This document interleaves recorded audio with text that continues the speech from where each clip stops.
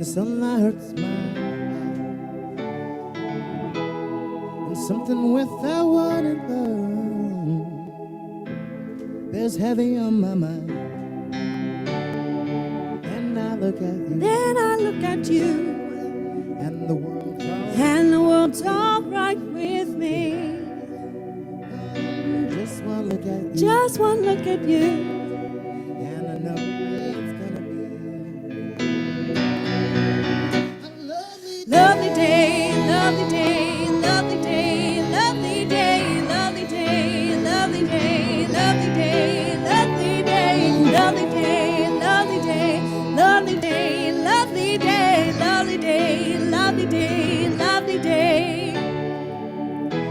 When the day that lies ahead of me seems impossible to face,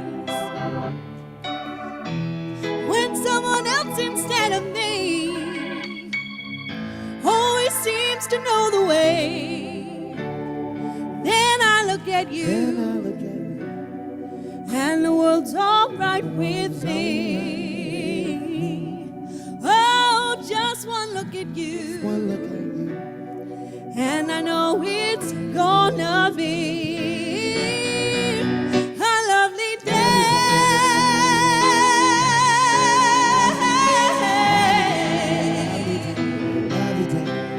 A lovely day.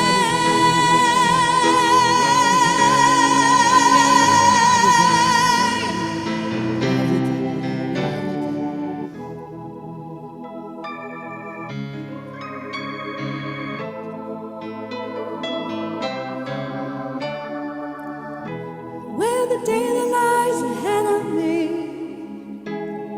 seems impossible to face, when someone else instead of me always seems to know the way, then I look at you, and the world's all right with me. Just one look at you, just one look at you, and I know it's gonna be lovely day, lovely day, lovely day, lovely day, lovely day, lovely day, lovely day, lovely day. Oh, lovely day, lovely day. It's gonna be a lovely day. It's gonna be a lovely day. It's gonna be a lovely day. It's gonna be a lovely, lovely day.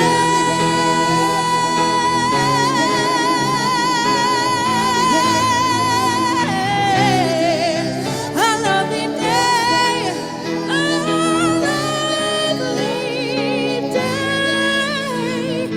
Lovely day.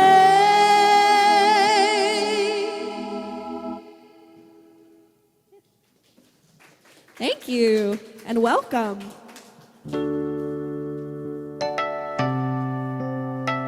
This is actually an original song written by Ricardo, and he wrote it in the middle of, being isolated during the pandemic, and it's about hope. empty shells, cigarette butts Burning out on the street, drifting them by this growing divide as I run from the truth. spinning in circles, watching the world go slowly and slowly. I need more, I need more, I need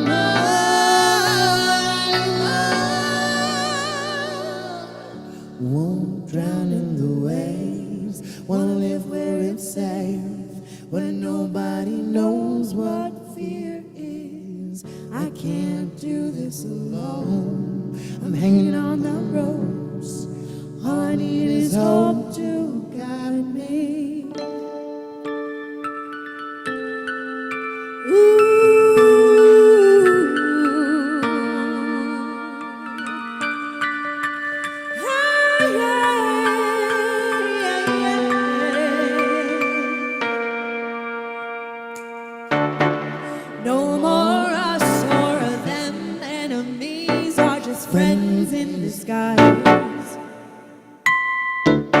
when family is so far, I can breathe in the smoke screen of hate. I don't wanna stay here inside feeling helpless. Like I've never been I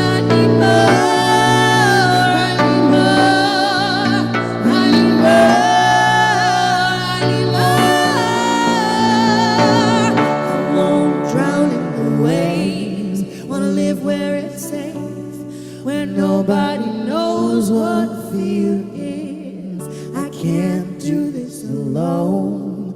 I'm hanging on the ropes. All I need is hope to guide me.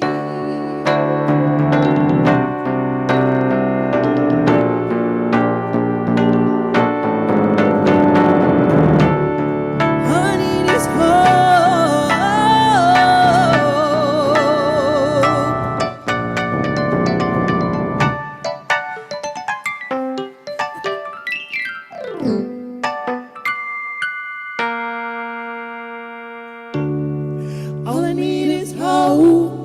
All I need is hope. All I need is hope. All I need is hope to guide me. All I need is hope. All I need is hope. All I need is hope to guide me. All I need is hope. All I need is hope. All I need is hope to guide me. All I need is hope. All I need is hope. All I need is hope to guide me. I won't drown in the waves. Wanna live where it's safe, where nobody knows what fear is. I can't do this alone. I'm hanging on the ropes. All I need is hope to guide me.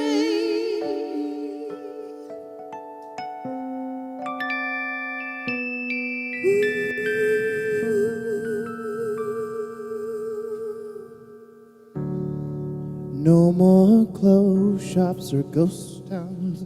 I wanna hear singing in the Singing in the streets.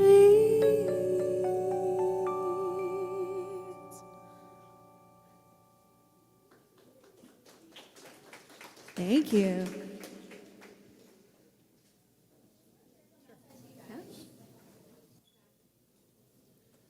This next one is not an original, which for me is very odd. Well, it's original to someone. Yes, just not me or her personally. It's a beautiful song by Desiree Dawson. You should look her up on Spotify. She's an incredible performer. Just a ukulele queen, honestly. Yeah, so this is one of our favorites by Desiree Dawson.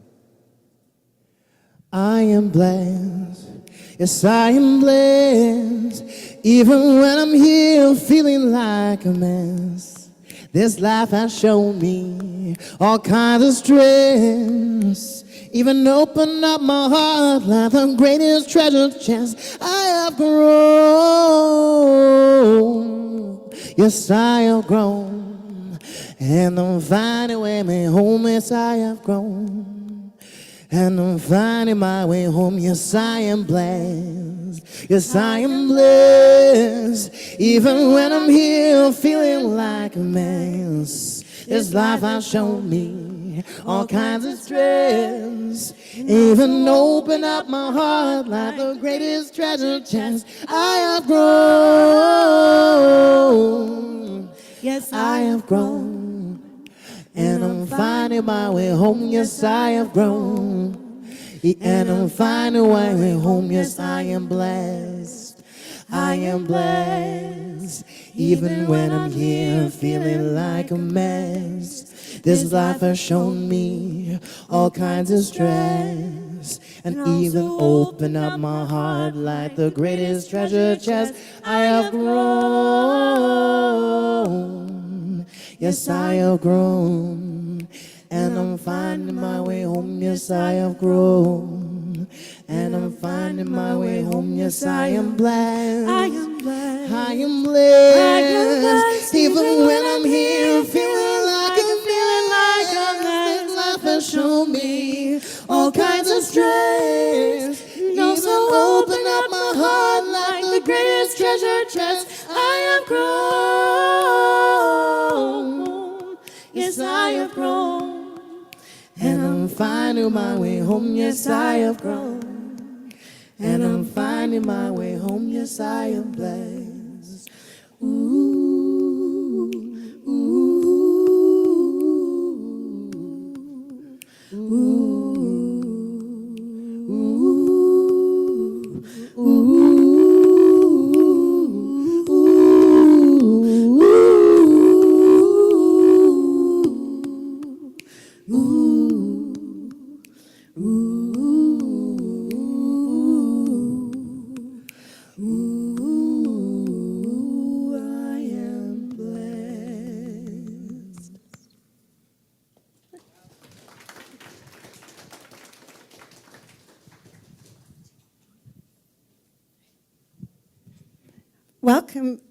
Welcome everyone, and we will begin with an important person. No. How about an important message? And that's to acknowledge the territory on which we're located today, which is the land of the Halkomelem-speaking people of the river, the Stalo people, and who have been the stewards of this beautiful, magnificent land since time immemorial. And I can't think of a more appropriate topic to acknowledge and honor the Stalo people than today's topic around One Health. The Stalo people have had this connection with the land, with the water, with the animals, with each other since time immemorial, and have shared that knowledge and those ways of being with us as settlers on this land.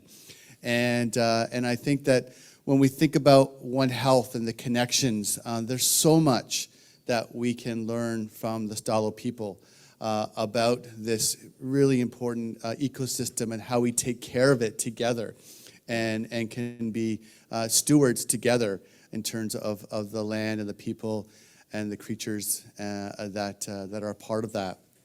I'm really excited. By the way, I'm James Manigo. I'm the Provost and Vice President Academic here at UFV, and I get to work with great people like Sherry and others in the room who have been real champions around One Health, which is even though it's something that the Stalo and Indigenous people have been doing since the millennia, it's a relatively new term in sort of the more agricultural, public health, community types of settings, particularly being led by the World Health Organization. And it's a concept that we here at UFV are really starting to embrace as something that we feel that we have a lot of expertise and talents here on our campus, starting with our Indigenous faculty and staff and community as well, to help us lead and think about One Health.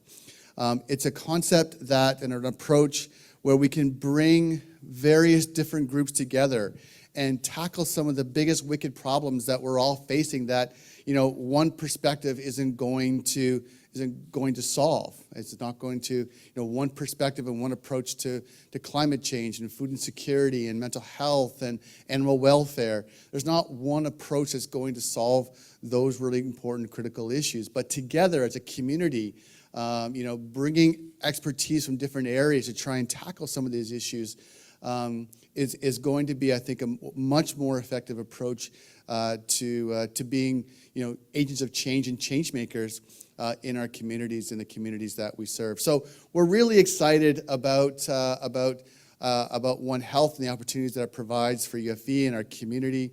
But we're also really proud of sharing the work that you've been doing in One Health and being a champion not only here at UFV but globally for One Health, and really putting UFV on the map and making the world pay attention to the great things that are going on here. So really looking forward to today's session. Thanks very much for coming, and I'll turn it back to Sherry.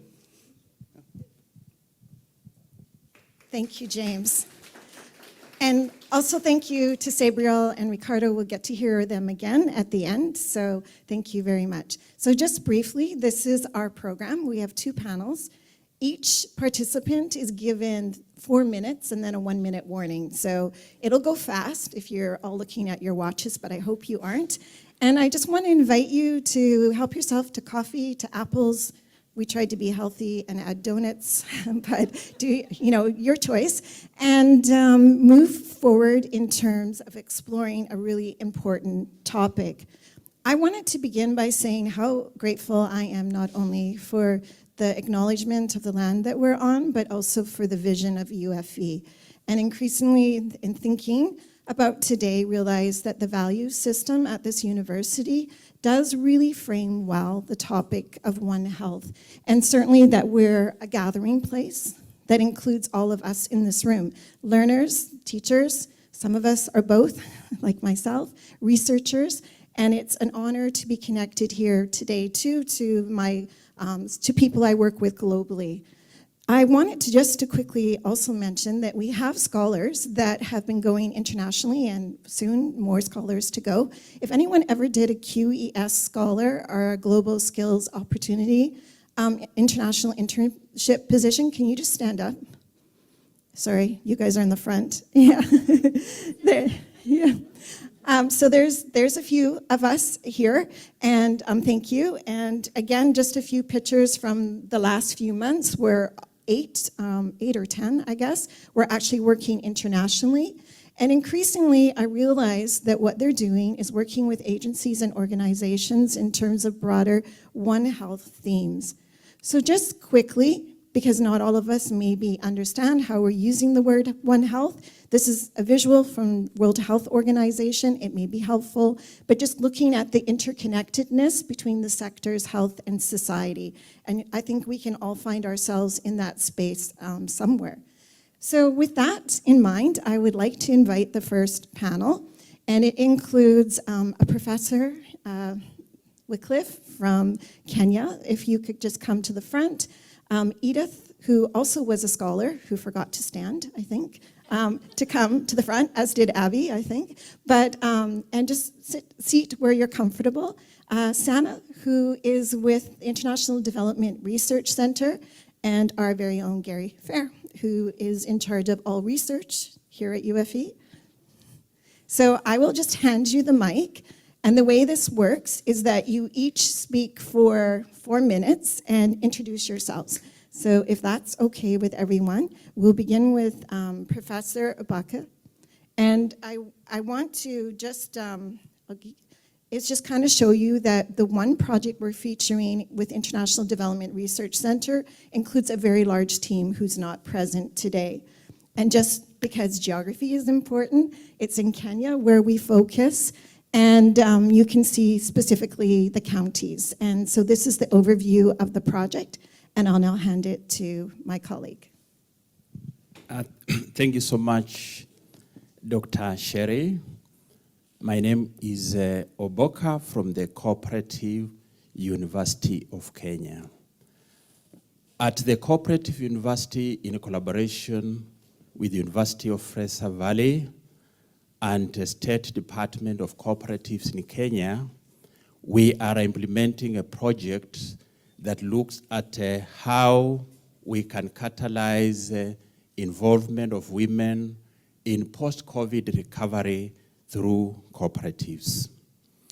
Now, this is on the understanding that COVID-19 had very adverse effects on women's health and work in various aspects. So we set out to evaluate how cooperatives, which are member organizations, can be leveraged on to achieve gender-responsive healthcare financing in Kenya after the COVID-19. So we are implementing a study which is 3-stage. In the first stage, we did a baseline survey which brought out the issues in healthcare and issues that affect women participation in cooperatives. We also undertook that is human-centered ideation workshops through which we are able to appreciate what are the issues that affect women access to health. Out of the findings from the baseline, we designed and implemented interventions at 2 levels. The first level is the intervention at household levels, because we know that there are issues at the house level can impact on women participation cooperatives and can impact on women healthcare access. The second level is at the cooperative level, an institutional level. And here we implemented 2 major interventions. The first intervention was mainly gender transformative trainings to let them address issues within the cooperative that impact on women participation and health. And thereafter, we followed through with the workshops that help them to design and develop gender transformative policies within the cooperatives. Now, through those interventions also, we were able to have a very high level participation through the workshops at the counties and at the national level, which were attended and represented by the highest level in the office of the president. So far, we are now at the project endline survey, and very interesting stories are coming out. One is that through the policies that have been designed, the aspect of gender responsive healthcare financing through cooperatives has been achieved, and we think that is so much for us. And 2, we are now looking out from the findings from the study, findings from the baseline, findings from the healthcare financing workshops. We are now at the stage where we are piloting the One Health concept, One Health outreach clinic through the cooperatives. And we see a lot of potential for us through that. So thank you so much.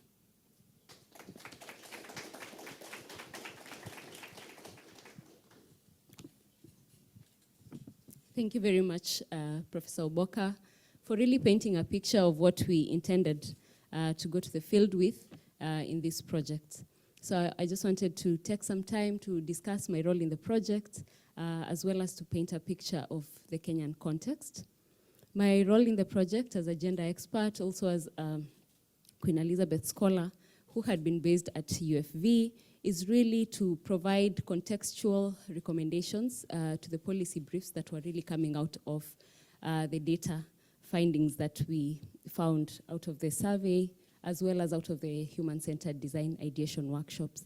And looking at the leads that were given by the cooperatives, really, because the human-centered design methodology puts the user at the center, we were following the leads. What did they tell us were their issues? Their issues were, number 1, access to medical care. And this was due to largely lack of financing and lack of health insurance. The second issue was just around limited access to education, looking at these communities and not knowing where to find healthcare, why to seek for healthcare. So looking at the education aspect and then seeing how can we leverage cooperatives to actually address these issues. So most of my recommendations, of course, the project took a life of its own, but my recommendations solely focused on the financing aspect, where we were looking at how can we ensure that we leverage the cooperatives available, and there are very many cooperatives in Kenya, about 25,000 cooperatives. When you look at the agricultural cooperatives, there are over 7,800 agricultural cooperatives in Kenya. How can we leverage this rich resource to ensure that communities in Kenya are actually accessing healthcare financing? Also knowing that Well, healthcare financing is a huge issue. We do have a national health insurance fund, but only about 18% of Kenyans are registered on the National Health Insurance Fund. Now, when we look at that, we also have private health insurance funds, which are only accessible to the people working in formal employment. So about 36 to 40 private healthcare insurance funds that can only give only 1% of the population access to health insurance. So when you look at this situation, it's really dire, but the cooperatives are a rich resource that can be leveraged. And we managed to look at other contexts, places where cooperative-led health insurance financing schemes have worked, including Canada, among other African countries that, whose contexts are pretty similar to Kenya's. And we found that, financial incentives are a big motivation for people to join health insurance schemes. If they have, there's a possibility to negotiate, tax reductions, if there's a possibility to negotiate, a reduction in access, or if there's a possibility to, through cooperatives, bring healthcare closer, it's possible actually to get people healthcare. So those are some of the solutions we're looking at and trying to, put together a regulatory framework that is acceptable legally, but that also can work for the farthest, people farthest left behind. When you look at these people who are farthest left behind, unfortunately, it would mostly be the rural women, just based on what they have to do on a day-to-day basis in terms of the gender roles. They're the ones who have to take care of communities, but also what leads them to hospital. It's, the maternal issues, sexual and reproductive health issues. And often they do not even have the money, the financing to go to hospitals. So anyway, all of this to say that we have, since the Windruck project, written about 3 policy briefs and summary reports just to talk about how can these solutions be shaped for a Kenyan community. And some of the impact stories Professor Oboka has very ably talked about, that the gender policies are actually looking to provide access to women who can be enrolled in cooperatives. So thank you very much.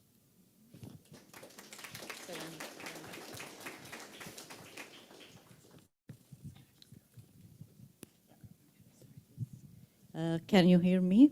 Okay. Hello, everyone. I'm very glad to be here today. My name is Sana Nafa, and I work for IDRC, the International Development Research Center. It's Canada federal government research center for international development. I'm a senior program specialist since 7 years at IDRC. First, I want to do the land acknowledgement too, and we respectfully acknowledge that we are gathered here today on the traditional unceded territory of the Stolo Nation, who have occupied the land since time immemorial. And this is very important as a value for us to understand where we are and the culture and how this nation has become so powerful and with big values. The International Development Research Center has been actively involved in promoting innovation solutions through the One Health approach, which integrate human, animal, and environmental to build sustainable communities. Through our strategy at IDRC, which goes to 2030, we reaffirm our commitment to investing in high-quality research and innovation in developing countries, expands the focus on sharing knowledge for greater uptake and use to increase the reach of the research, and continues to mobilize alliances for impact.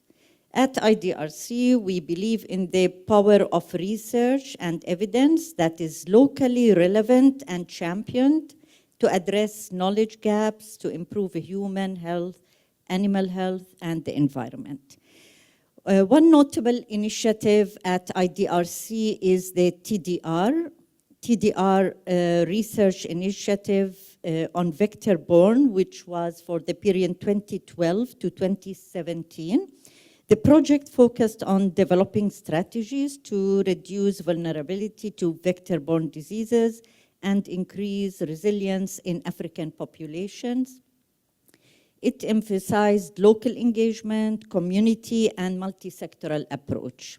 Another example is IDRC partnership with the Australian Centre for International Agriculture Research, which was launched in 2012, and this program supports interconnected projects aimed at having a transformative impact on human, animal, and environmental health. In this partnership, we invest in One Health research program, promoting a collaborative, multi-sectoral, integrated approach to ensure the health of humans, animals, and our environment across 6 countries in East and Southwest Asia.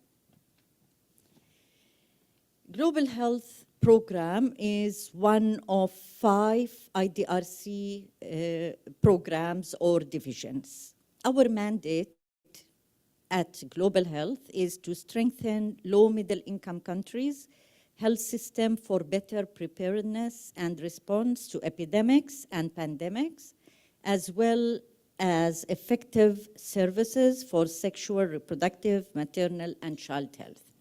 Since 2021, IDRC has been supporting an initiative known as CORI, Collaborative One Health Research Initiative on Epidemics. And this initiative comprised 4 projects being implemented in 9 countries across Africa and Latin America. The goal is to enhance our understanding of how One Health approach can be designed and implemented to address infectious disease epidemics in low and middle income countries. Each of the 4 projects are intentionally focused on involving local or indigenous communities in the design and implementation of One Health solutions as infectious disease prevention. These initiatives highlight the importance of a holistic approach to health and sustainability, addressing the interconnectedness of various factors to create resilient and sustainable communities. The Women Rise Initiative, which was launched as Canadian $24 million research initiative led by Canada International Development Research Center in partnership with the Canadian Institute of Health Research and Social Sciences and the Humanities Research Council. This initiative is funding 23 collaborative action research projects between Canada and low-middle income countries in Sub-Saharan Africa, Latin America, and the Caribbean, Middle East, and North Africa, and Asia. It examines how women's health and their work, both paid and unpaid, intersect, especially in the context of COVID-19, preparedness, response, and recovery. Women Rise and One Health share the goal of improving health outcomes through a holistic and inclusive approach. Women Rise addresses the gendered impact of health crisis, which align with One Health emphasis on comprehensive health strategies that consider various factors and stakeholders. Here, I want to commend our WINRAC team for their work as they decided to test a One Health intervention in dairy cooperatives. The team in Kenya aimed to improve women's health and improve the health insurance schemes through the cooperative structures. By doing so, the team showed that a One Health approach that seeks to simultaneously address the farmers and the animals' health may yield considerable results that is responsive to the needs of women in these cooperatives, especially in Maasai community context.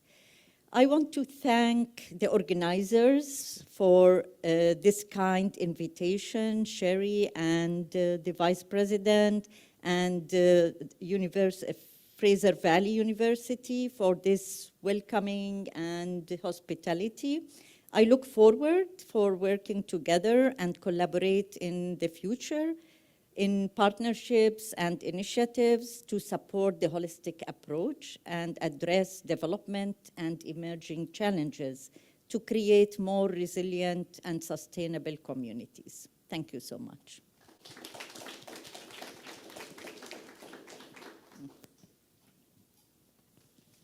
Well, hello, everyone. Who did? No, you can go for it. Is it on now? Okay, sorry. So,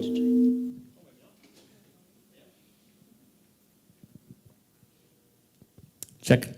My apologies. It's all good. Ben, thank you so much. What would we do without him? So thank you, Dr. Enns, for inviting me to talk about research at UFV. And with respect to the One Health initiative and working with IDRC, I'm always happy to talk about what's happening here. I'm familiar with the idea of wicked problems that was introduced by Dr. Mandigo. And in my work in India, I saw that where if you tried to use a single focus approach in solving some of these problems, you would actually make the other half of the problem worse than where you started. So this idea of working together and taking a holistic approach, I think is right in UFV's wheelhouse when it comes to research and the way we train our students. So research at UFV has been growing really rapidly over the last 6 years. We've been hiring lots of great new, and I'm going to say it, younger faculty. I'm feeling old, who are really excited about the research. They're excited about working with students, and they're making things happen. And that's been great for the university and our students. At the same time, we've also started working more interdisciplinarily through research centers, going from 6 centers to 14 centers. And just to give you a bit of an idea of what I'm talking about, our Peace and Reconciliation Center, in that group we've got historians, students from Global Development Studies, biologists, the Food and Agriculture Institute, we've got geographers, agrologists, even an engineer.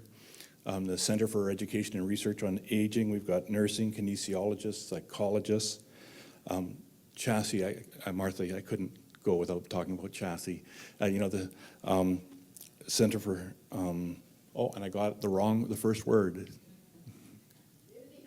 Community health, community health and social innovation. And Martha's been a great leader for that. And we've got sociologists, communications people, and even an archaeologist working on a project. We've got the Center for Justice and Equity and Sustainable Action, and there we've got international development, political science, social work, and I could not say or miss planners. So, it is a lot of these centers, well, they're working on very difficult, challenging problems, and by bringing all of these different perspectives together, we get creative problem solving and solutions that work for people. We even have very specialized science labs like the luminescence dating lab, which is really a very physics-based approach, but then they work with pollen specialists, anthropologists, and geomorphologists to work on the problem. So this idea of interdisciplinarity works well when we start thinking about One Health and the approach we need to take to solve these big problems. We also have some other strengths at UFV. We're a regional university, and we have more than 100 current partnerships locally with governments, with not-for-profits, with different communities, agencies, businesses, but that also expands to overseas. We've got projects like with IDRC, New Frontiers in Research, NSERC, SHRC, Global Affairs Canada, and we've got local partners on the ground there as well. So UFV understands the importance of being connected locally. We're not trying to impose our ideas, but rather we're trying to work collaboratively. And then lastly, how could I not mention our students? Last year, over 450 students were hired as student research assistants. And it's amazing the work that they do. The funding that we get pays for them as well as for their research assistantships, internships, stipends for grad students, and postdocs. And we found that if we take our students, we give them the right supervision and the right training, they act like they're grad students. You know, they strike well above the level of what we would expect for undergrads. They're publishing peer-reviewed journals, just like a professor. They're going to international conferences. They're doing exceptionally well. So I just want to say that I think research at UFV is, and I'm not talking about the department, I'm talking about the people who are doing it and engaged in it, really well situated to be able to take a multidisciplinary approach to One Health. Thank you.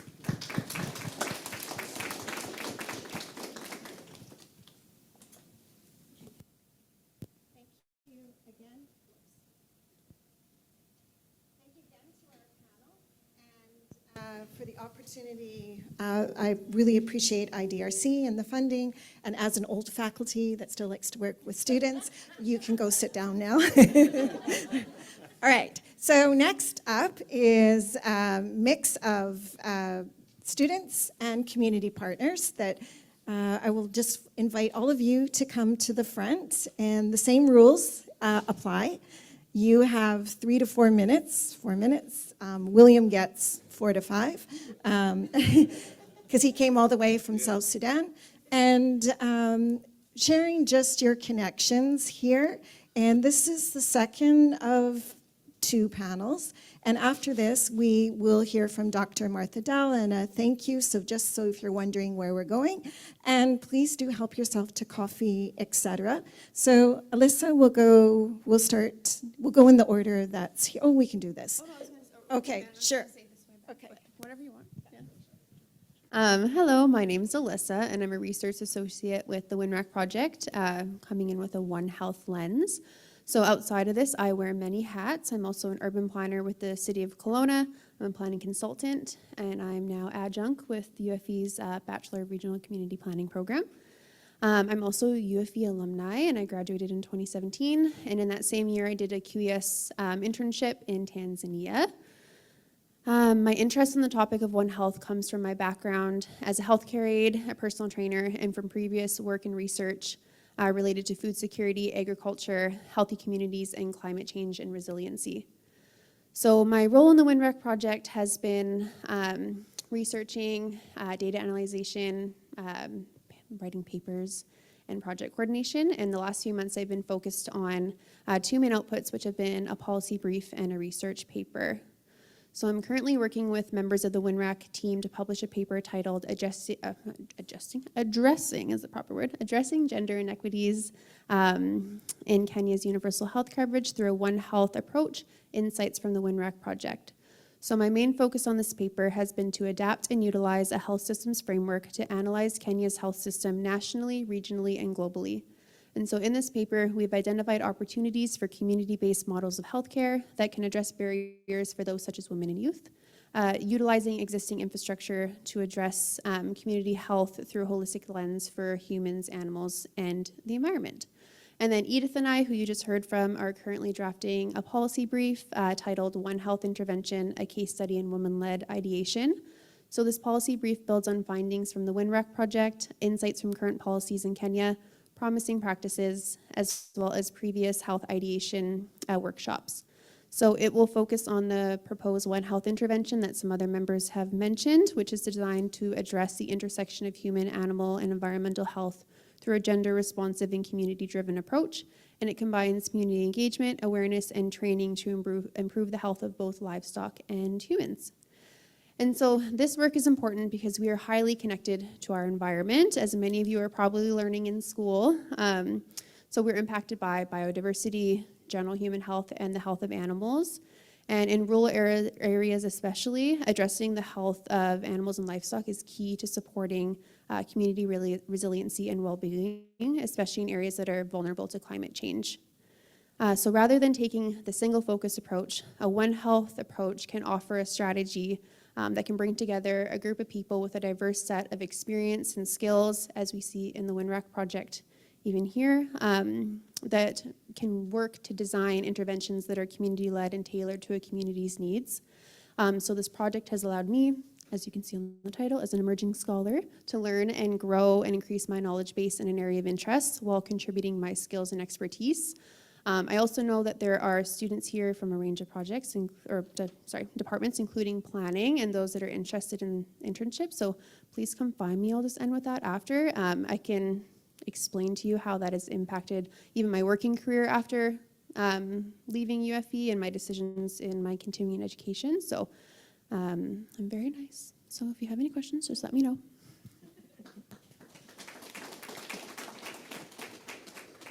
Hi everyone, I'm Abby, and I'm also a research assistant, not associate, it's different. She's more important. So I'm a research assistant on the WinRAC project, and I'm also just a research assistant in general for Sherry, and I mainly focus on the monitoring and evaluation of the project. For a project at this scale, you gotta make sure you're on track, on budget, and making sure you're getting the stuff done. And so these guys do amazing work. They do so much research. They go on the field, they gather all this data, and they all take it in, and then it has to get processed. So something else I also do, I also go over the data. I do coding, not the computer type coding, but more like you get a bunch of data, you gotta organize it. And so it's basically, essentially, I don't know if you guys taken qualitative or quantitative studies yet for class, but you basically analyze raw data and pick up themes and see what stands out, whether it's something that's already existed that you were looking for, or maybe you find out something new you haven't seen before. So research keeps you on your toes. But yeah, so mainly I monitor the project, hype them up, good job, and I also help go over the data that they gather. It's a lot of data. Something that if you like data, definitely pursue research. There's a lot of it. But yeah, definitely a very inspirational project that these people are working on, and it's amazing to be a part of this team. I'm also an alumni from UFV as well. I did my bachelor's in global development studies, and I graduated last year. And now I'm just continuing my research. But yeah, thank you. Hi everyone, my name is Jacqueline Fanta. I am the social media coordinator for the WinRAC team. So basically, they do the hard work, and I present it to you guys in a nice way. Anyways, aside from that, I am an alumni for this beautiful university, which I'm so proud to have completed my degree from. I did a bachelor's in global development studies with a minor in communications. Currently, I work as an immigrant youth worker at Achwe Community Services, where I work with new immigrant youth and help them with their integration process within Canada. And I do a lot of things, actually. Before I graduated, I was on a few research projects through the research office that really supported me with all the projects that I did. I did like two research projects and one directive studies, all which were sponsored by the research project, thanks to the research department. So one of the research projects that I was on was my food project. It dealt with the South Sudanese refugees, urban youth refugees in Kenya, and their food insecurity post-COVID-19. And the other research project was WinRAC, which I am just a social media coordinator, but I've learned a lot, and I'll tell you how these projects have impacted my career. And the other directive studies was the co-op landscaping research project. I did that with Dr. Gill. It was within Abbotsford here. So let me now take you to how all these research projects have impacted me. Fast forward, I graduated last year, maybe I have not mentioned that, but fast forward, I'm applying for my graduate or master's program, and all these things got me thinking, how can I help in the policy and understanding of policy, and how can I contribute, because it's a very big aspect of a lot of things we do. A bad policy in any organization will lead to really bad outcome work-wise. So I'm currently applying for grad school, and I'm hoping to pursue a master's in public policy, and a lot of it has been influenced by the work that my professors here, especially Dr. Sherry, have mentored me and kind of inspired me to do. So every student here, I urge you to take on any opportunity that comes your way and grab it with both hands, because you'll never know which of them will actually influence you in the future. Thank you so much.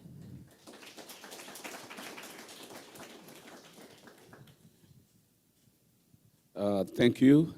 Thank you very much. First of all, Dr. Sherry, thank you for inviting me to come here. I have chosen a wrong time to come for a visit in Canada this year. Normally, by this time of the year, I'm exiting Canada, but now I'm here. It's cold and wet, but at least a couple of days is okay. My name is William Kolong Piot. I am the founding member of South Sudan, Managing Director for PANA Will Development Agency. Basically, I will talk briefly of how this organization was formed. Back in 1986, there was a war between the South and the Northern Sudan. And the children were mostly adopted or taken by empowered. So Dr. John ordered all the South Sudanese young children from age of 8 to 9 to be taken to Ethiopia, if your kid can make it there. So we were all mobilized, and we worked 4 months to Ethiopia, especially myself. I was about 8 to 9. We stayed in Ethiopia, and then in 1991, the government of Ethiopia was overthrown. And then we were also kicked out. We started working toward Kenya. That was another 3 months. And in Kenya, we were given a place called Kakuma Refugees Camp. So we established the Kakuma Refugees Camp as an accompanied minor. We were about 25,000 children in Ethiopia. By the time we arrived in Kenya, we were about 16 to 15 unaccompanied minors. So I stayed in Kakuma Refugees Camp, worked with those children and myself. In 1998, I had an opportunity to come to Canada. And majority of my colleagues were all sent to US, and they are called the Lost Boys of the Sudan. Those are my colleagues. And so in 2005, the peace agreement was reached in South and between South and the North. So I decided to go back. Since '86, I have never heard from my parents. They have never heard from me. We have this mailbox of ICRC. We did not hear anything. So basically, I took all the letters and I went back home. I found my parents, I found my father. Apparently, I was dead, according to them. They were told that I'm dead. So when I went, they looked at me as a UN or humanitarian worker because they were just returning from the IDP camp to the villages. My father was the chief of 7 villages. So when I went, I was taking notes. I told him, he started explaining what they need as village people. We have just come back. We don't have cleaning. We don't have clean water. We do not have food. We don't have all this. So when his report finished, I started asking him whether he has children. So he said, yeah, I have 4 kids, and one of them was killed, and the young one died on his way to Ethiopia. So that young one was me. So I asked him, if this young one come, would you recognize him? He said, yeah, it's my son. So I was laughing, and I said, it's me. And he said, no. So I turned around. I have a birthmark, apparently. And from that time, the party began in the village. William Kolong have come back. And so as I come back, I was thinking, what is it that if I was a humanitarian worker, what can I do to a village like this? So I came back to Vancouver. I was also doing the same work. I was running a homework club for African immigrants in British Columbia. And 3 weeks later, my father died. So I got the news, your father passed away, which was very good for me. At least I get to see him and talk to him. So I went back and we started drilling a borehole. At the same time, we started building a clinic. And then the organization was formed. We got a lot of photos. But most importantly, I returned in 2009 permanently now. So I work there with the women. We start the women's livelihood projects. Mostly people in South Sudan do not believe that they can water and they can do the vegetable. They only wait for the rain to come in order for them to actually cultivate. But we introduced that. So they are selling it. We brought that. They are selling that. I'm also involved in peace activities because we realize the people themselves do not have problem, but the politicians have problem. So I'm involved in what I call grassroots peace initiative, people to people. So we did that. We are mixed. We have Christian, we have Muslim, and these are the ones that sometimes politicians use those religions for them to fight. So I bring them together. I do a lot of peace advocating for them. And yeah, so these are some of the things that we sometimes face. We have normally, I stand up and do this, so that's some of the borehole. We have, these are those tukul you see outside. Those one there are made through grass touch and some wood. But when it floods, we do not have, those villages does not have a drainage system.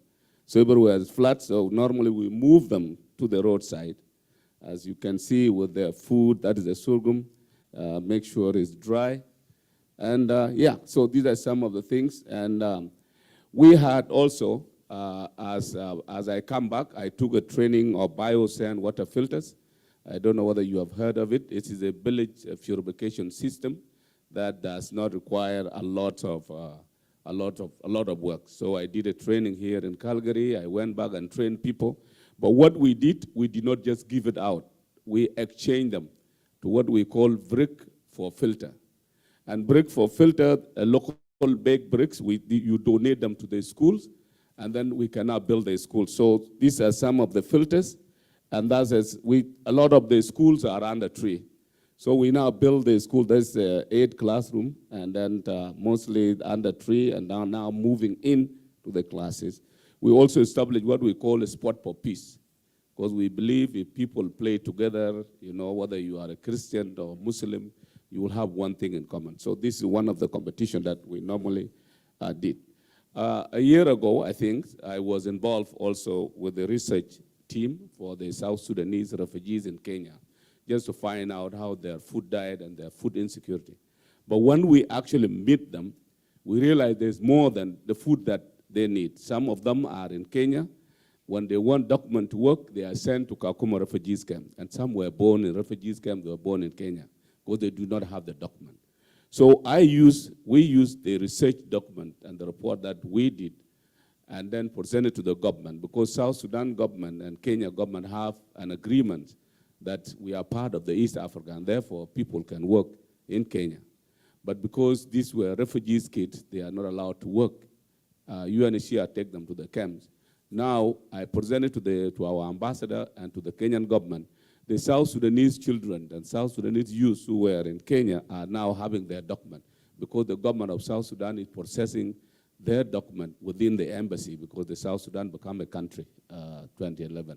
And everybody's getting, and I'm happy to say that, Dr. Sherry, most of those youths that we have are now working in Kenya. They can get a job in the restaurant, and they get that. So I believe the research documents have played that big role for these children to be able, or for these youth to be able to get a job within Kenya. And I think we're still pushing for that. We are working together to create a study platforms that can connect them with the other world and to Africa. Hopefully, if we have a network, or if we have electricity where we work, but with things around Juba and those in Nairobi can be able to access the online studies. So yeah, there's a lot. I got a lot of things that I can explain, but based on 5 to 4 minutes that was given to me, I don't think it's enough. Some of those pictures is when we were working and all those. But thank you very much. Thank you.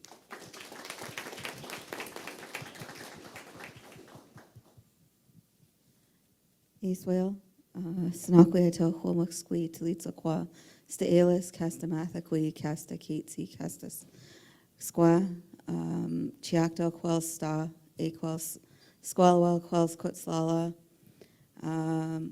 My traditional name is Sinaquia. I am connected to Staelis, Matsqui, Katesy, and Squa First Nation. So all of my blood and my bones are connected here on Stalo territory.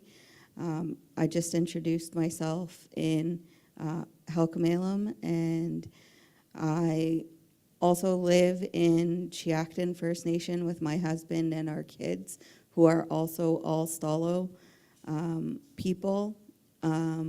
We were born and raised here in a blended culture, sort of like interwoven with Stalo and Western lifestyles.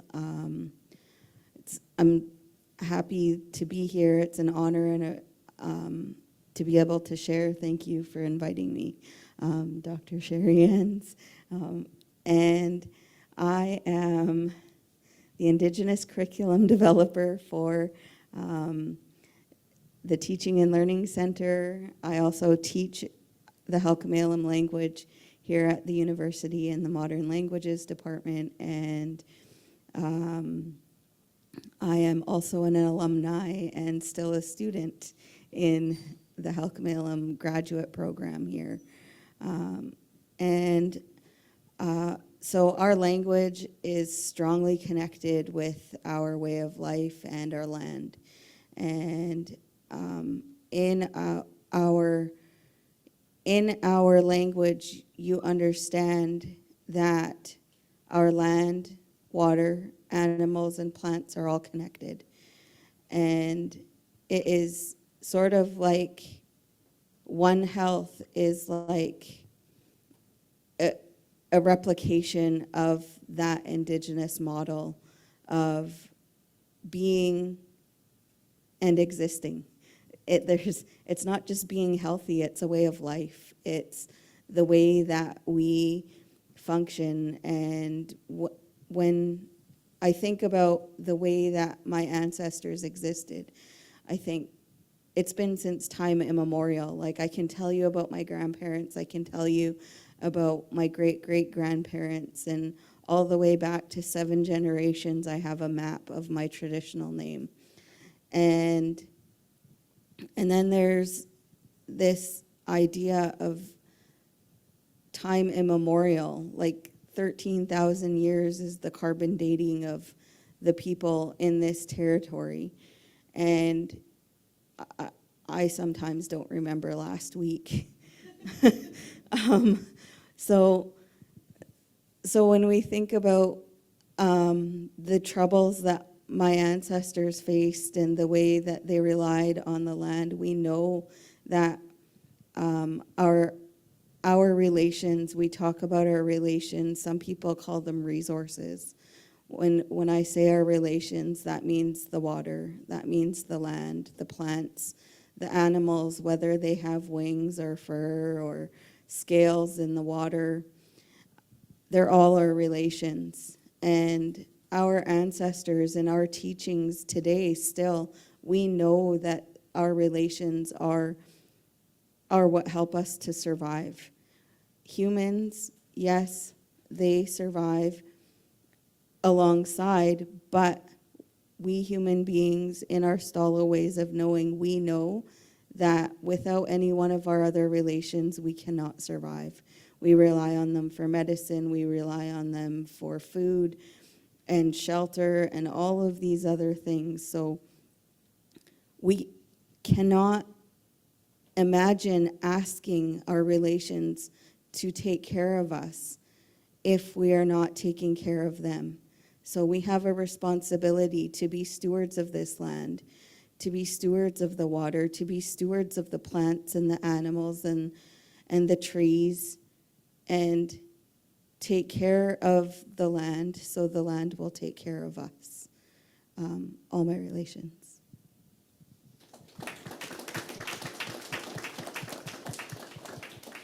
Thank you very much. So glad all of you are in my life in different ways, so thank you. And our last, where did Martha go? Yes. So thank you.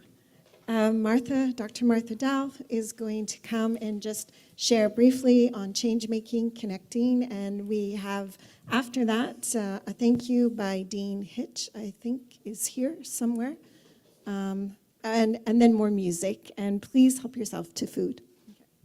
Thanks very much.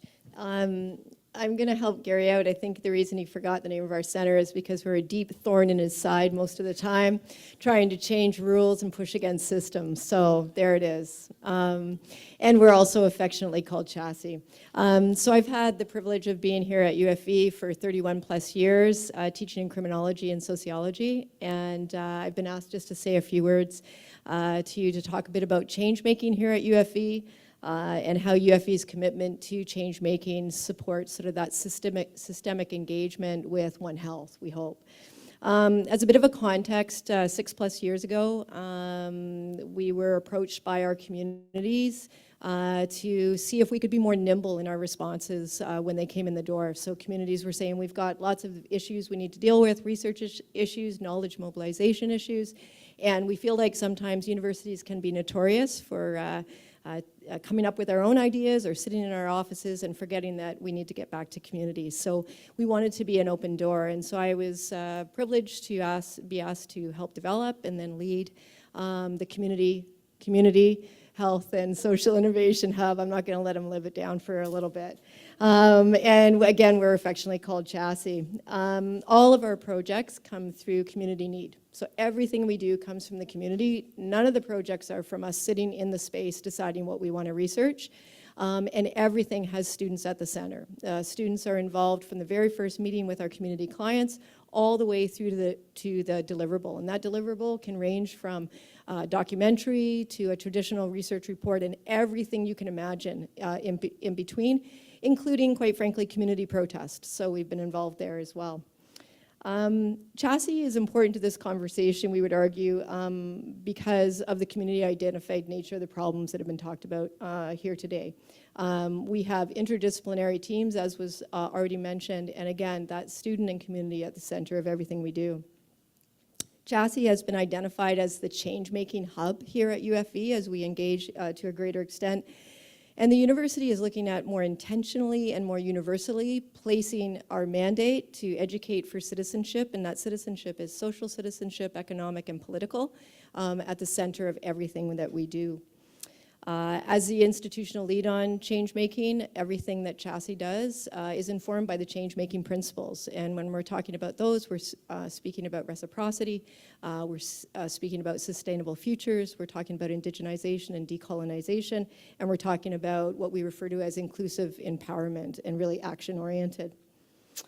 What else? Everything we do at UFV is informed, Sherry, as you mentioned, by our mission, values, and the mandate around One Health is an exemplar of that, as has been talked about today.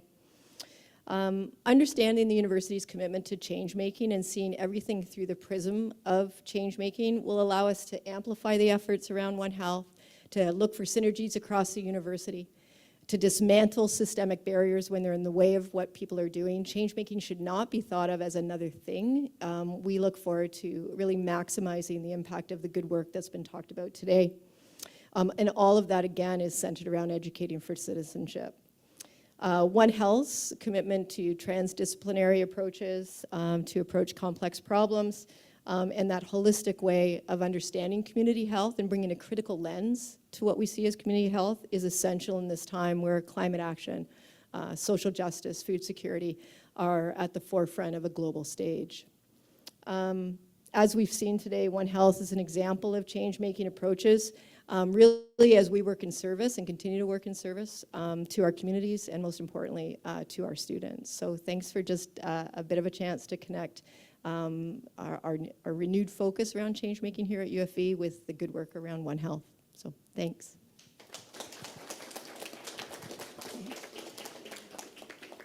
So at this point, I was wondering if there's a student that has a question or a comment, or anyone, because we do have a few minutes before we move forward. Anyone? You're saying yes? No. Okay. Okay. Yes, no, you are one of those young faculty that are doing amazing things. Go ahead. Thanks. It's been a while, Sherry, since I've been called young. Thank you so much to everybody who spoke, and I really hope I don't come across cynical. That's just my start-off point here, and I just want to ask, in particular, the provost, your initiative, this is my preemptive comment here. The provost, I know you're really pushing for One Health at the university, and I love the idea of it, and I love all the speakers, and I love the projects that you've all enabled throughout the world under this label. And my question, I think, to the provost and maybe to Gary and others is, what next? If you do attain a One Health sort of status or label, I'm not sure what it could be, but what happens then? Does it unlock funding? Does it diffuse power dynamics? So I'm just kind of wondering, how do we mobilize the One Health initiative here at UFV? I didn't know I was going to ask questions. You stayed, so. But no, thanks, Stefania. I think today's a great example, I think, of when we harness the expertise of things that we do really well, and we share that with our students, with our partners, with our funders, with our community, right? And our expertise, we're an educational institution, and so we've got a responsibility and a mandate to help have further knowledge, right, in different areas. And I think today's a great example of how, the whole concept of, act locally, think globally can have a massive impact. And Sherry's work that she does with her students and the scholars globally, taking these ideas and working with really important partners side by side globally is really important to have an impact. So I think it's for UFV, I think it's again coming back to our mission and vision and values. We will be known as a gathering place for learners, leaders, and seekers is our vision. Well, this is something I think that we should be known for, because of not something that I dreamed up in my head as a provost, but takes what we're already doing really well and brings it together and harnesses that energy. So, things like, the potential of creating a One Health hub where we bring different research centers together. And like what Chassis does is, communities come in and we can tackle a big issue. We're at the center of some of these big One Health issues: climate change, food insecurity, housing insecurity. I mean, these are things that we see and experiencing every single day in our local community. And so if we can help bring the expertise locally, we can help our community, but I also think that those can also have a global impact, provincial and global impact as well. So, it's about, Martha talked about, it's not adding something new to what we're already doing. It's actually taking what we're doing, really well and elevating it to that next level where we can have an impact, locally and abroad on issues that are really important to people that, quite frankly, no one has found the magic, the gold solution to. And I think with the type of, when I look across the university and I see all the talent, the gifts of people, and in particular, the Stalo knowledge and culture that's here. I mean, it's Leanne, your talk, highlighted how this is part of the overall being, all my relations. I love that analogy of everything is related to each other. And so, we've got a tremendous opportunity to learn from Stalo people that have been doing this for over 13,000 years, right? And help to share and leverage that knowledge to benefit our communities and society. So I think we're so uniquely positioned here at UFV to do some really amazing things because of the people that we get to come into contact with. So I think it's around, engaging with community, around bringing them in, helping to identify issues. Hopefully it will unlock, funding opportunities to do the work. We don't, as a university, we don't get, you don't go get research money to make money. We get out research money to do things that have an impact, right? And so, that would help do that. I think it will also, the type of students that I think we have here, the type of programming that young people want, they want to be change makers. They want to see themselves as having to make a difference in their communities that they serve. And I think that this, as a university being known for that, I think we will attract the kind of students who want to be part of that and work side by side with faculty like Sherry and others in the room who are committed to that. A question from a student or comment. Good afternoon, everybody. I am a student. I am an adult student. I'm also glad to be a research assistant at CHASI. And my question today is for the global development actors in the room. I've learned a lot about gender and what it takes to overcome gender inequity. And I wonder if you could tell me from your research on the ground and what you're working at and what's working to kind of move through those issues in communities.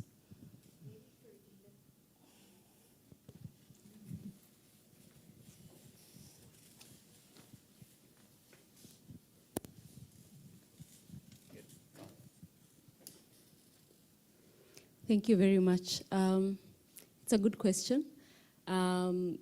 Just based on the Windruck project, I think one of the very first things is really to have conversations and speak to people and try to uncover what really are the underlying challenges that people are dealing with, because a lot of the way we do development and programming is, you sit in a beautiful office and you imagine that you know the issue that people are fighting, and oftentimes you really do not know why these issues continue to exist time and time again.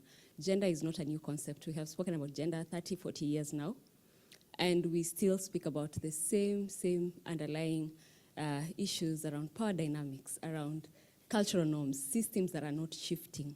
And why is this? So I think for me, one of the things that moves change is to put people together in a room and actually have the conversation.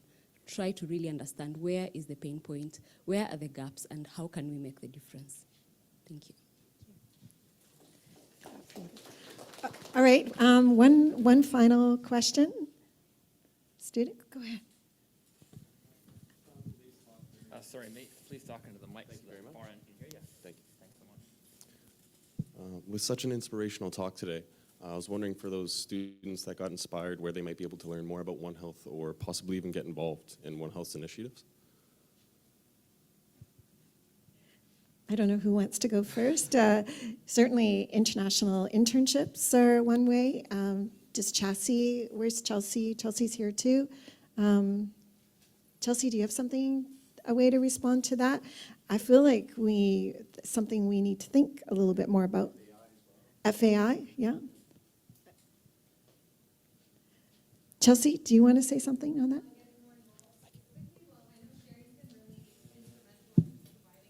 Chelsea, sorry, the far end can't hear you. People on Zoom.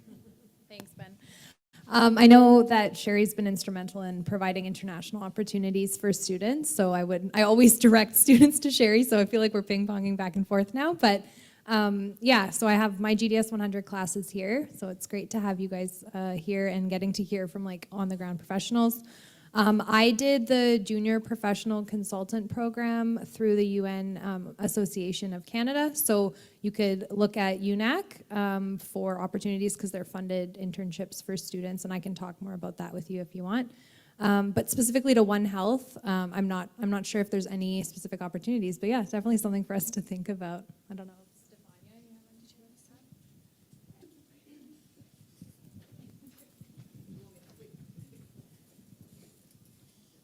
I don't have any answers. I think my main observation, though, I think to echo you, is that students are so interested to get involved, but there's not one place at UFV or website at UFV to sort of catalog all of these opportunities, and I would love to see that happen. We talked about just even on our own website from our department, having a little page for opportunities or internships or jobs, but even that's really hard because somebody has to monitor it and take out old initiatives and put on new ones, but that would be incredible if we could have sort of a collective effort to sort of pull all these internship opportunities and websites and all of the different contexts that we all have and all the contexts that we all work in, if we could just have it in one central place, I mean, that would be incredible to mobilize the students and to mobilize these opportunities, because there are so many. And I share them with my class, but I only have a couple classes. Sherry has a few classes, and there's so many more students out there that are keen, just like you, and the opportunities are really endless. So this would be a fantastic initiative if we could get maybe somebody hired to do just that kind of effort here at UFV. I'm looking, sorry, James. I keep looking at you. Well, but for the students in the room, never underestimate the power you have too, right? To be agents of change. And so ask questions in your classes. Do papers, if you get an opportunity to write a paper, do a paper. There's the undergraduate research day. There's lots of research projects that you can choose your topics on. Like, if this is something that you're really passionate about and really interested in, you don't need someone to tell you to do it, right? You can take an interest and be, an agent of change and really interested in this area too. So, it kind of goes both ways, right? So, and Renee was just saying that, take classes in different areas too, right? Like if you're in, the biological sciences, take an arts class about social issues, right? Or take a kinesiology class about health issues. So, you can look at that, broadening your perspective too in terms of the type of programming and classes that you take as well. So, so you've also got the ability to be an agent of change too. So go for it, right? This is one of your passions and interests. There's avenues for you to sort of take a lead on that as well. And I just want to add to that a little bit. So I mentioned some research centers when I was talking. Take a look at the web pages for those research centers, and then look at the members. So the professors who are members, these are people who are, and don't look for the title One Health, look for the interdisciplinary approaches to solving problems. And you'll find people who are already thinking that way and already working that way. So, and then it's up to you to go to one of those professors and say, I see you're working on this. Is there a role for me to play? I'm really interested in this. And professors got a little bit of an ego. It's, hey, someone likes what I'm doing. Sure, let me find a role for them, for sure. I'll be honest. But yeah, so you have the opportunity to look through those web pages of the research centers and look at the people who are engaged in research and reach out. They'll be happy to hear from you. Yeah, go ahead, Fanta. I'm just going to add from an alumni perspective, because I was once a student. As a student, we know what we want, even though you don't know how to speak about it directly. But as you take classes with different professors, just adding on to what Gary said, create a relationship with your professors. Let them be aware of where your interests really lie, because sometimes they may even have opportunities and they may direct you there. Because all the opportunities I got through the research center, they were with different professors, and it's because I reached out and I spoke. I did not just keep quiet about my interests. So you have to speak for yourself and you have to do the work. No one will come and bring you opportunities. You have to look for them. Thank you. Yeah, thanks. Just to add to what you said, follow the websites. IDRC and CIHR have huge partnerships, and part of these partnerships is to have opportunities for students to do paid degrees. And we have another 2 programs. One is RAR, Research Awardees program.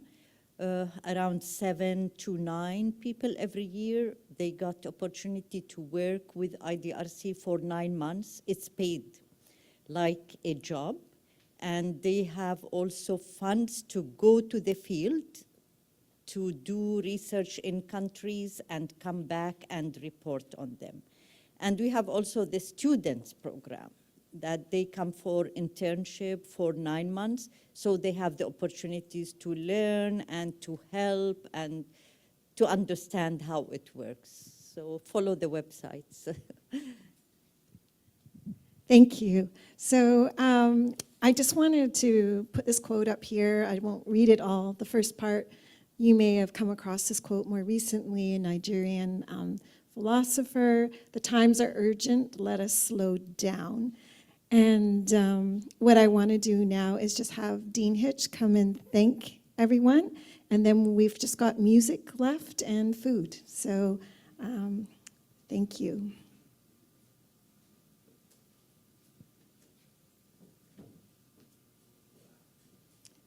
I'll thank Ben for everything, please, because he's the one that makes things work here. There's nothing worse than your boss stealing your thunder. Thanks, James. We can pretty much wrap it up now. I think what we saw in this sort of last hour and a half-ish, or hour and a bit, is the beauty of diversity. And what we've seen is that this idea, this concept of One Health, is very much the kaleidoscope of colors. It's a kaleidoscope of ideas, and it's a kaleidoscope of skills, and the beauty of One Health is that very same thing, as James mentioned. That what we can do is we can bring this collective talent pool, this enthusiasm, this energy, this knowledge, this spirituality, which effectively it is, because it's our will and our wish to do better. And we can bring it in a collective group, and we can solve those crazy, or at least pick away at the crazy, wicked problems that our society is facing today. And as James mentioned, some of them are food security, how do we adapt to climate change? I can yell soon. It's these sort of things that we have to be mindful of. The other part of the One Health concept, particularly as it's being imagined here at UFV, is that it's not just a local thing. Sure, we live in the Fraser Valley and we enjoy the beauty and the fact that it provides a big chunk of the food for the country. That's one component. The other thing too is that we're a growing population of immigrants. And these people have family back home that are dealing with real world issues. And one of the ideas behind the One World concept, or the ideation, is that we can take some of those solutions that we develop and some of the ideas and offer them to the world. Not all of them will be relevant, but a lot of them will. And again, that's the magic, right, of what this is that everybody in this room has a role to play. Everybody in the room has an equal opportunity to serve up their talents, their wishes, their dreams into developing this One Health concept. And that's really what we're looking for. So it was great when you brought up the question about how do I get involved? You clearly were moved. You clearly are inspired. We'll give you a job. Right? This is the kind of thing that we want, and we want to inspire and we want to incite this excitement. Because I go back to this idea, the kaleidoscope, the collective worldview that we bring to bear on some of these wicked problems can't be solved by just one person and one worldview. So, on behalf of UFV, the Faculty of Science in which I represent, Sherry, you're awesome. Like everybody goes, yeah. Right? Everybody knows you're awesome. Don't you dare cry. If you cry, I get that at home all the time when I say nice things. But you're phenomenal, right? You are a leader. You're an inspiration to all of us to go out there and to do selfless work. I know that it takes a personal toll, but you're doing it because it comes from the heart, and that's the most important thing. The other people that were involved in organizing this really cool session, thank you very much. And on that note, I understand there's music. I was looking at that box of donuts thinking it might just fit under my jacket, but anyway, thank you very much, everybody, and enjoy the rest of your evening. Oh, you're a darling.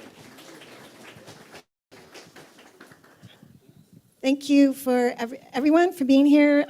Now, just full disclosure, Sabrielle is my niece, and Ricardo's her partner. Just before we kind of change the mood and the vibe, I actually wrote a song the year of the pandemic. It just happened just before the pandemic, so I don't count it as the pandemic year, but I think it was like February of that year. I wrote a song for kids. It's a kids like theater or drama like church program. And the song is about unity. It's about how there's no separation, like we're all just one people. It's a very simple song. Simple enough, I think we all can sing it together. So we can see how well this can work. I didn't tell her that I was going to do this. So this is off the cuff. So the lyrics are one, we are one, always one, we are one. Verse 2, so I'm saying I don't know if it's going to work out, is light fills the dark. When we're lost, we are found. And the very last verse is sing sacred songs. We belong when we sing. Yeah, and we're going to loop it, so eventually, hopefully, some of us will sing it with us. Pretty please.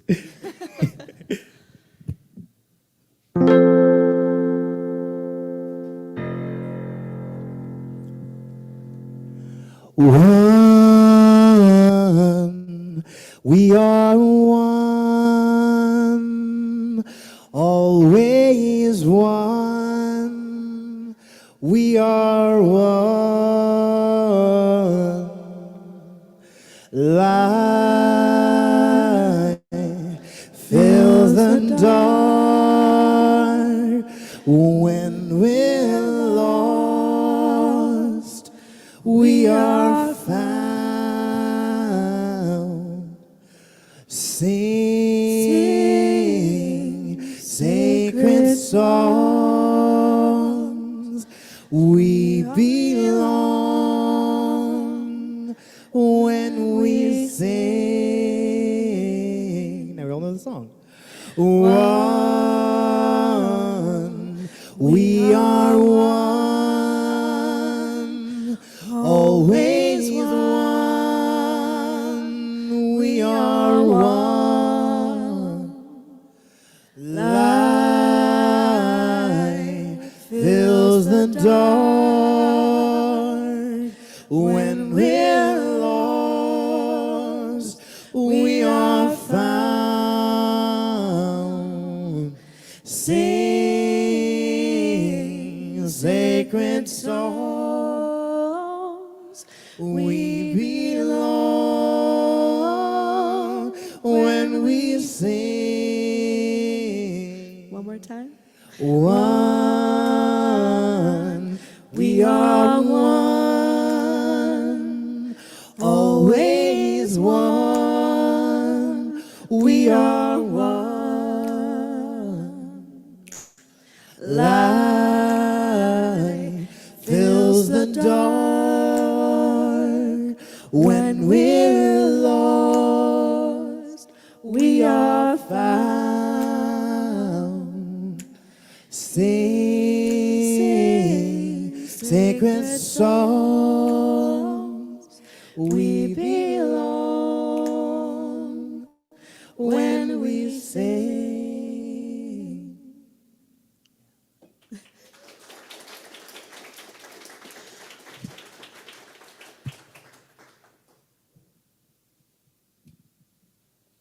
This is one of mine. This is called Human. And feel free to get up, grab some food, mill about. Don't worry about sitting and watching.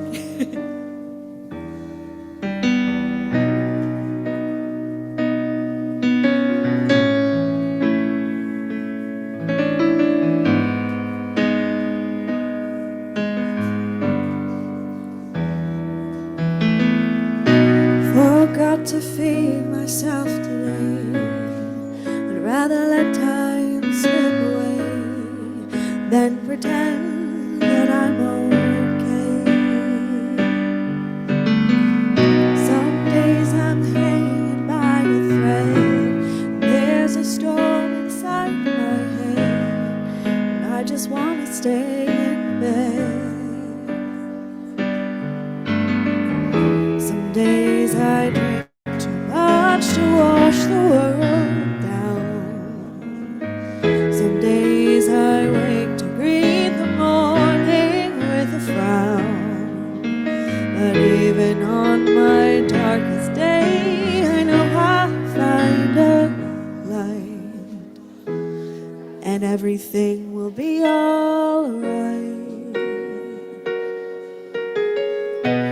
'Cause I am human, I am messy, but I am loving, I am loved, and I am worthy of receiving everything I'm dreaming of. And life gets hard sometimes, so I gotta take it slow. 'Cause I am human, and I am learning as I go. I am human, and I'm learning as I go. I used to think I wasn't strong in myself, so I belong. I felt like there was something wrong. But now I think I finally see that there is so much more in me. If I just gotta set it free. Some days I drink too much to wash the world down. Some days I wake to greet the morning with a frown. But even on my darkest day, I know I'll find a light, and everything will be alright. 'Cause I am human, I am messy, but I am loving, I am loved, and I am worthy of receiving everything I'm dreaming of.